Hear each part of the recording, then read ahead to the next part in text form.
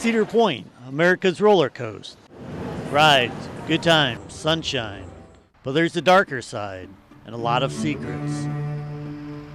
11 Investigates has learned that over the past 5 years, the Sandusky Police Department has investigated 27 sexual assault allegations here at the Cedar Point Employee Housing Unit, 10 in the last year alone. And in talking to some of the women, their stories have disturbing similarities.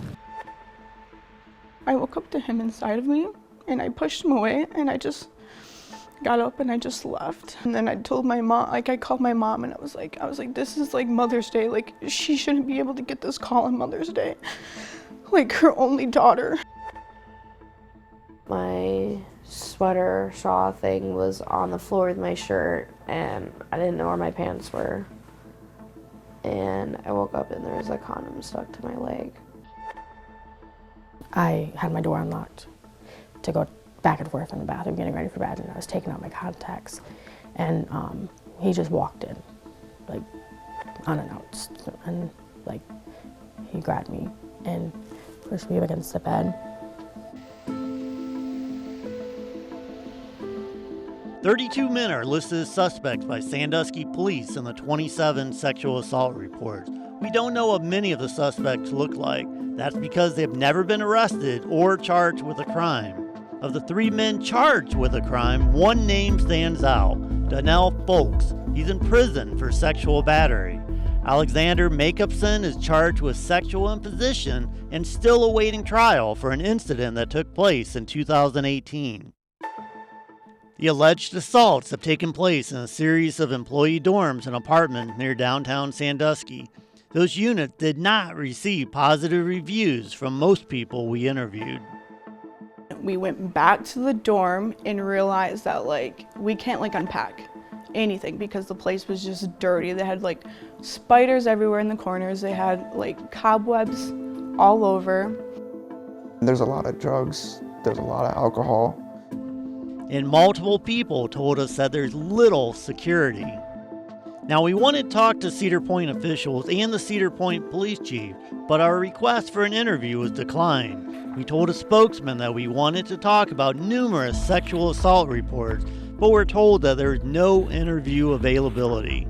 The fact is, we simply don't know the true number of sexual assaults inside the Cedar Point employee housing units. Cedar Point police have not turned over any of its incident reports, arguing it's a private force and not subject to records law. But 11 Investigates is fighting for those records, believing that there may be more than those 27 assault allegations. Again, all that we know about are the incidents in which a victim went to Sandusky police or when Cedar Point called for assistance. Do you have any females on? For Perkins, why? We got a sexual harassment complaint. Need a female. If not, we definitely need an officer. Get your body cam. Sandusky Police Chief Jared Oliver said his officers investigate every single complaint they receive, but he admitted that he has no way of knowing if Cedar Point police are reporting every incident. If we are called, I say if, we may or may not be called. But if we are called and we go to the scene, then we take over the scene. If there's an arrest that needs to be made, our officers make that arrest. If there's a report that needs to be handled, all officers take care of that report. I can't speak if we're called to every call. Now, tomorrow night, we're going to tell you more about the alleged victims and tell you about one former Cedar Point employee who was accused of assaulting coworkers during 2 different seasons. I was too scared to even, like, leave my apartment to, like, tell anybody, so I just stayed in my apartment and just called 911.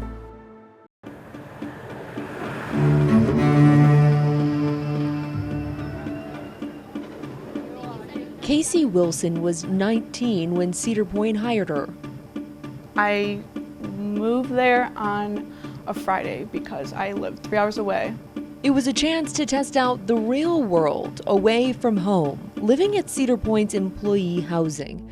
Not knowing many people, she quickly made a friend named Donnell Folks. He asked me if I had a Snapchat, and I said, yeah, I do. So he added me on Snapchat, and that's how we communicated. She says she got some dinner and went over to his place Sunday afternoon, and they started watching a show. I ended up falling asleep, and then I'm like a heavy sleeper. Like I don't wake up to alarm clocks. I don't wake up to anything, and I woke up to him inside of me, and I pushed him away, and I just got up and I just left, and I didn't know what to do. Her trust now blurred as she tried to piece together what had just happened. I wanted to be away and do something for me for once and enjoy something for me. Her family came and packed her things before she even worked a single day at Cedar Point. Before she left Sandusky, she went to the hospital and got a sexual assault nurse examination done, also known as a SANE kit. The kit showed Folk's DNA according to police records, but there was something in that hospital room that haunted Casey. The one nurse that was doing my kit was like, she was like, wow, you're the first this year that's happened. Like saying like, I'm the first girl from Cedar Point this year. And I was like, it just made me in my head like thinking like, and how much it happens to like girls. How much this happens to girls, let alone how many girls say Folks was their attacker. Police records show 3 women, including Casey, accused Folks of rape. The first comes from Toledo in 2017. Folks wasn't charged in that case, but his DNA was taken, which is why he was already in the system when police got the other 2 rape reports. The second was reported in 2018 at Cedar Point Employee Housing, just like Casey's story. I just don't think Cedar Point really does like a good job. Like, yes, they do a background check, but I feel like they need the workers, so they will hire anybody. They just care about the money and not the people. Casey says Cedar Point hired Folks again in 2019, and that's when she became the 3rd victim. Folks is in prison for sexual battery in Casey's case after being convicted of that charge. He was also indicted for sexual battery in the 2018 case, but the charge was eventually dismissed. Casey wants to know why Cedar Point allowed Donnell Folks back as an employee after the rape accusations in Toledo in 2017 and then 2018 at Cedar Point Housing. After this happened to me, I got nothing from Cedar Point. I got nothing from my managers, nothing. A place she once loved, now a place she can't physically bring herself to visit. I still have issues with trusting people. I do go out, but it's only with like 2 friends. Anything else, I just stick with my parents and I just stick home, and that's just basically what I do now. Like, I just don't want to do much anymore. Going back to Casey's point, how much this happens to girls.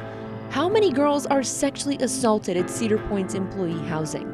Sandusky police gave us 27 alleged sexual assault reports from the employee housing facilities in the last 5 seasons at Cedar Point. But since Cedar Point police won't turn over its records, we don't know the true number of reports. But it's not just Casey. We've heard from 2 other sexual assault survivors, both former Cedar Point employees. They and other former workers are adamant that there's more assaults than we know about. This is Raven Jones and Elle. Both worked at Cedar Point. Both allegedly raped in Cedar Point employee housing facilities. My sweater shawl thing was on the floor with my shirt, and I didn't know where my pants were. And I woke up and there was a condom stuck to my leg. Elle says her alleged rapist just barged into her room. I had my door unlocked to go back and forth in the bathroom, getting ready for bed, and I was taking out my contacts, and he just walked in, like, unannounced, and like, he grabbed me and pushed me up against the bed, and he like shoved this vape in my mouth. 3 women with different stories and a dark similarity. Raven says Cedar Point didn't offer her much support besides an unpaid leave of absence. Elle, on the other hand, says she and her dad, Jeff, were contacted constantly. Yes, Mr. Harwick, this is Justin Harris. I'm National Counsel for Cedar Point. Elle says that officials with the park tried to offer her compensation. She filed a lawsuit against Cedar Point. No matter how Cedar Point has handled cases in the past, there's an agreement that there's a need for change in the future. They need more security.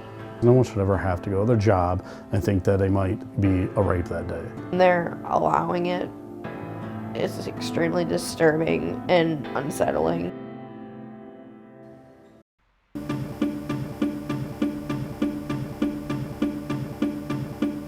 I woke up to him inside of me, and I pushed him away, and I just got up and I just left. I didn't know where my pants were. And I woke up and there was a condom stuck to my leg. He just walked in, like, unannounced, and, like, he grabbed me and pushed me up against the bed. Over the past 2 nights, we've introduced you to Casey, Raven, and Elle. They are 3 of the 27 Cedar Point workers who say they've been sexually assaulted in employee housing during the past 5 seasons. They continue to push police for justice, but 11 investigators have learned that 15 other workers have asked police to close their cases. And that's not unusual, according to Sandra Miller, president and CEO of Cleveland Rape Crisis Center. She says only 1/3 of victims come forward. What survivors tell us is they are afraid. And they're afraid of retaliation from their perpetrator. They are afraid that they won't be believed by the people whom they tell. Those were fears that Casey had to tamp down in her own mind after she was assaulted by a coworker while she was sleeping in 2019. I was like, I'm just not gonna tell anybody. Like I don't want to tell anybody because I know what girls go through. I know that they get threats and they get people be like, oh, it's not true. Nicole Badera, a sociologist who's done extensive research in dorm violence, was asked about the 27 sexual assault reports at Cedar Point. We are talking about young people, some of whom are looking to have this very carefree, perhaps this summer full of sexual conquests. And then there's drugs and alcohol, which makes it really easy to blame victims if something does take place. She says it's a perfect storm. There are a lot of reasons you would expect sexual assault in this setting to be covered up, including victims being afraid of losing their jobs, which are tied to their housing. I was afraid I was going to get fired because, they had rules. You weren't supposed to be in people's dorms. So I was like, oh my gosh, I'm going to lose my job over this. I was terrified. Miller says another hurdle for victims is simply the time that it takes to prosecute a case. Being traumatized over and over by having to relive the event. We know that 2/3 of sexual assaults are never reported, and then those that are reported to formal authorities like police or child welfare agencies, only a small percentage of those get past the investigation and get passed on to prosecution. It often takes a significant amount of time, she says. A record search supports Miller's point. In one of the Cedar Point cases, Alexander Jacobson was charged with sexual imposition in August of 2018. His case is scheduled for trial later this month, nearly 4 years after the alleged incident. Now, at least 4 women have told 11 investigators that they've received little support from Cedar Point after reporting sexual assaults. After this happened to me, I got nothing from Cedar Point. I got nothing from my managers, nothing. Cedar Point did not contact me at all. Nothing about their uniforms and nothing. So they didn't even reach out to you? Nope. Not once? Nope. And according to Badera, lack of support discourages people from reporting incidents and can re-traumatize those victims. There's this phenomenon called institutional betrayal, where if a survivor is betrayed by an institution they trusted when they tried to come forward and get help in the aftermath of a sexual assault, if that happens, that trauma is the same as being sexually assaulted a second time. Park officials, however, continue to refuse to sit down and answer our questions. Miller has a message for all the women and men who might be afraid to come forward. It doesn't matter what you did, what you wore, how much you had to drink. Nobody had a right to violate you in this way. You did not deserve to be sexually assaulted because you went out for a night, you enjoyed yourself with friends, you went to a party.